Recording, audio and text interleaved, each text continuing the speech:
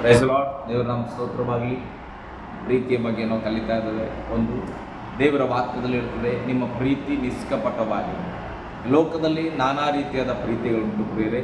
ಇಲ್ಲಿ ರೋಮಪುರದವರಿಗೆ ಬರೆದ ಪತ್ರಿಕೆಯಲ್ಲಿ 12ನೇ ಅಧ್ಯಾಯದಲ್ಲಿ 9ನೇ ವಚನ ಹೇಳ್ತದೆ, ನಿಮ್ಮ ಪ್ರೀತಿಯು ನಿಷ್ಕಪಟವಾಗಿರಲಿ. ದೇವರ ಮಕ್ಕಳ ಒಂದು ಪ್ರೀತಿ ಯಾವಾಗಲೂ ಕೂಡ ನಿಷ್ಕಪಟವಾಗಿರಬೇಕು. ಅಂದರೆ ಕಪಟತನ ತುಂಬಿಲ್ಲದೆ ಯಾವಾಗಲೂ ಯಥಾರ್ಥ ಹೃದಯದಿಂದ ನಮ್ಮ ಮನಸ್ಸಲ್ಲಿ ಏನಿರ್ತದೋ ಅದನ್ನೇ ಮಾತನಾಡುವಂಥದ್ದು, ಹೃದಯದಲ್ಲಿ ಏನಿರ್ತದೋ ಅದೇ ರೀತಿಯಾಗಿ ನಡೆದುಕೊಳ್ಳುವಂಥದ್ದನ್ನು ನಿಷ್ಕಪಟವಾದ ಪ್ರೀತಿ ಎಂಬುದಾಗಿ ನಾವು ಕರೆಯಲ್ಪಡ್ತೇವೆ. ಇಲ್ಲಿ ವಾಕ್ಯ ಹೇಳ್ತದೆ, ನಿಮ್ಮ ಪ್ರೀತಿಯು ನಿಷ್ಕಪಟವಾಗಿರಲಿ, ಕೆಟ್ಟತನಕ್ಕೆ ಏರಿಸಿಕೊಂಡು ಒಳ್ಳೆಯದನ್ನು ಬಿಗಿಯಾಗಿ ಹಿಡಿದುಕೊಳ್ಳ್ರಿ.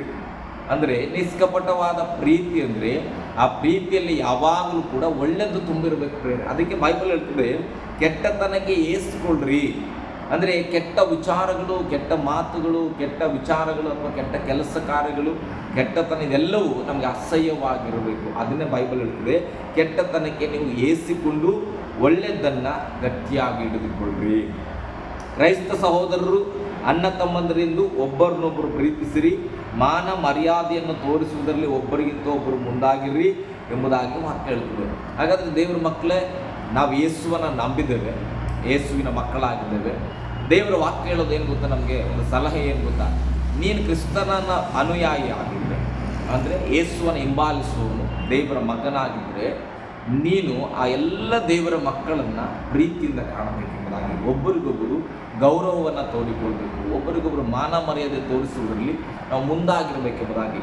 ಯಾರೊಬ್ಬ ಸಹೋದರನು ನನ್ನನ್ನು ಗೌರವಿಸುವುದಾದರೆ ನಾವು ಅದಕ್ಕಿಂತಲೂ ಉನ್ನತವಾಗಿ ಗೌರವಿಸಬೇಕು. ಕೆಲವು ಸಾರಿ ಏನು ಮಾಡ್ತವೆ, ಕೆಲವರು ನಮ್ಮನ್ನು ಯಾರಾದರೂ ಗೌರವ ಹೆಚ್ಚಾಗಿ ಕೊಡ್ತಾ ಹೋದರೆ ಅವ್ರು ನಮಗಿಂತ ಭಾಳ ಸಣ್ಣವರೇನೋ ಅನ್ನೋ ರೀತಿಯಲ್ಲಿ ಅವ್ರನ್ನ ಕಿಂಡಲಾಗಿ ನೋಡಲಿಕ್ಕೆ ಪ್ರಾರಂಭ ಮಾಡ್ತಾರೆ ಲೋಕದಲ್ಲಿ. ಅಂದರೆ ಯಾವಾಗಲೂ ನಿಮ್ಮನ್ನು ಅಣ್ಣ ಅಂತ ಕರಿತಾ ಇರ್ಬೋದು, ಅಥವಾ ಸರ್ ಅಂತ ಕರಿತಾ ಇರ್ಬೋದು, ನಿಮ್ಮನ್ನು ಹೆಚ್ಚಾಗಿ ಗೌರವಿಸ್ತಾ ಇರ್ಬೋದು.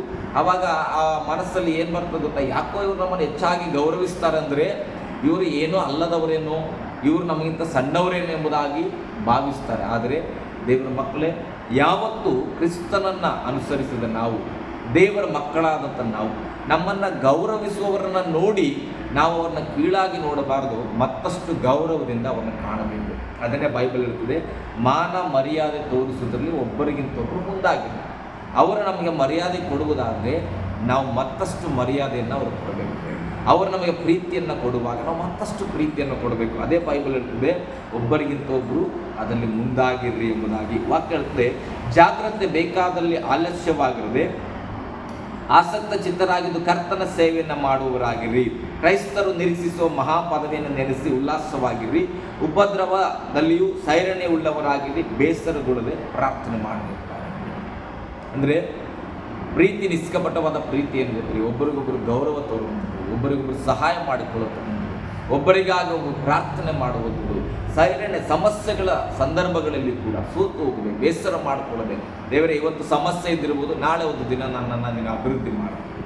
ಸಹೋದರ ಇವತ್ತು ಸಮಸ್ಯೆಲಿ ಇದ್ದಿರ್ಬೋದು, ಆತನ ನೋಡಿ ಬೇಸರ ಮಾಡ್ಕೊಳ್ಳದೆ ನನ್ನ ತಮ್ಮ ಅಥವಾ ನನ್ನ ಸ್ನೇಹಿತ, ನನ್ನ ಬಂಧು ಬಳಗ, ನನ್ನ ಸಭಿಕರು, ನನ್ನ ಪಾಸ್ಟರು, ನನ್ನ ಸೇವಕರು, ನಮ್ಮ ಪರಿಚಿತರು ಯಾರೋ ಒಂದು ಕಷ್ಟದಲ್ಲಿರುವಾಗಲೂ ಕೂಡ, ಹಿಂಸೆಯಲ್ಲಿರುವಾಗಲೂ ಕೂಡ ಅವ್ರನ್ನ ನೋಡಿ ನಾವು ಅರ್ಥ ಮಾಡ್ಕೊಳ್ಬೇಕು. ಏನಂತ, ಇವತ್ತು ಸ್ವಲ್ಪ ಸಮಸ್ಯೆಲಿದ್ದಾರೆ, ದೇವರು ಒಂದಲ್ಲ ಒಂದು ದಿನ ಅವ್ರನ್ನ ಮೇಲಕ್ಕೆ ತರ್ತಾನೆ ಎಂಬುದಾಗಿ ಬೇಸರಗೊಳ್ಳದೆ ಅವರಿಗಾಗಿ ಪ್ರಾರ್ಥನೆ ಮಾಡ್ತಾ, ನಮಗಾಗಿ ಪ್ರಾರ್ಥನೆ ಮಾಡ್ತಾ, ಒಬ್ಬರಿಗೊಬ್ಬರು ಸಹಾಯದ ಹಸ್ತವನ್ನು ಚಾಚಿಕೊಡುತ್ತಾ, ಒಬ್ಬರಿಗೊಬ್ಬರು ಮಾನ ಮರ್ಯಾದೆಯನ್ನು ತೋರಿಸುತ್ತಾ, ಒಬ್ಬರಿಗಾಗಿ ಒಬ್ಬರು ಪ್ರಾರ್ಥನೆ ಮಾಡುವಂಥದ್ದೇ ನಿಷ್ಕಪಟವಾದ ಪ್ರೀತಿ. ಬೇರೆ ಯೇಸು ಸ್ವಾಮಿ ಅದಕ್ಕೆ ನಮ್ಮನ್ನು ನಿಷ್ಕಪಟವಾಗಿ ಪ್ರೀತಿ ಮಾಡಿದ್ರು.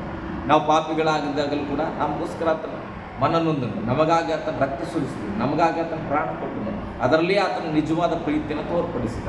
ಹಾಗಾದರೆ ನೀವು ಇವತ್ತು ದೇವರ ಮಕ್ಕಳಾಗಿ ನಾವು ಯಾವ ರೀತಿಯಾದ ಪ್ರೀತಿ ಮಾಡ್ತಾ ಇದ್ದೇವೆ? ಒಬ್ಬರಿಗಾಗಿ ಒಬ್ಬರು ನಾವು ಏನು ಮಾಡ್ತಾ ಇದ್ದೇವೆ? ಒಬ್ಬರಿಗಾಗಿ ಒಬ್ಬರು ಎಷ್ಟು ಮರ್ಯಾದೆಯನ್ನು ತೋರಿಸ್ತಾ ಇದ್ದೇವೆ? ಎಷ್ಟು ಅತಿಥಿ ಸತ್ಕಾರವನ್ನು ಮಾಡ್ತಾ ಇದ್ದೇವೆ? ಎಷ್ಟು ಅವರಿಗೆ ನಾವು ಘನತೆಯನ್ನು ಸಲ್ಲಿಸ್ತಾ ಇದ್ದೇವೆ? ಒಬ್ಬರಿಗಾಗಿ ಒಬ್ಬರು ಏನು ಸಹಾಯ ಮಾಡ್ಕೊಳ್ತಾ ಇದ್ದೇವೆ? ಒಬ್ಬರಿಗಾಗಿ ಒಬ್ಬರು ಎಷ್ಟೊತ್ತು ಪ್ರಾರ್ಥನೆ ಮಾಡ್ತಾ ಇದ್ದೇವೆ? ನಮ್ಮನ್ನು ನಾವು ನೆನಪು ಮಾಡ್ಕೊಳ್ಬೇಕು.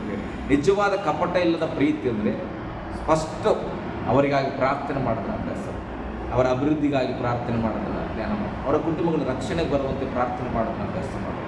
ಆ ಪ್ರೀತಿ ಅದು ನಿಷ್ಕಪಟವಾದ ಅಂತಹ ಪ್ರೀತಿಯನ್ನು ನಾವು ಅಭ್ಯಾಸ ಮಾಡೋಣ. ಯಾವಾಗ ನಾವು ಮತ್ತೊಬ್ಬರನ್ನ ಗೌರವಿಸುತ್ತಾ, ಮತ್ತೊಬ್ಬರನ್ನ ಪ್ರೀತಿಸುತ್ತಾ, ಮತ್ತೊಬ್ಬರಿಗಾಗಿ ಪ್ರಾರ್ಥನೆ ಮಾಡುತ್ತಾ ನಾವು ಜೀವಿತವನ್ನು ನಡೆಸ್ತೇವೋ, ಆವಾಗ ದೇವರು ಖಂಡಿತವಾಗಿ ನಮ್ಮ ಸಂಗಡ ಇದ್ದು ನಮ್ಮೆಲ್ಲ ಕಾರ್ಯಗಳನ್ನು ಆತನ ಜಯ ಕೊಡುತ್ತಾ ನಡೆಸ್ತಾನೆ. ದೇವರು ನಿಮ್ಮನ್ನು ಆಶೀರ್ವದಿಸಲಿ. Praise lord.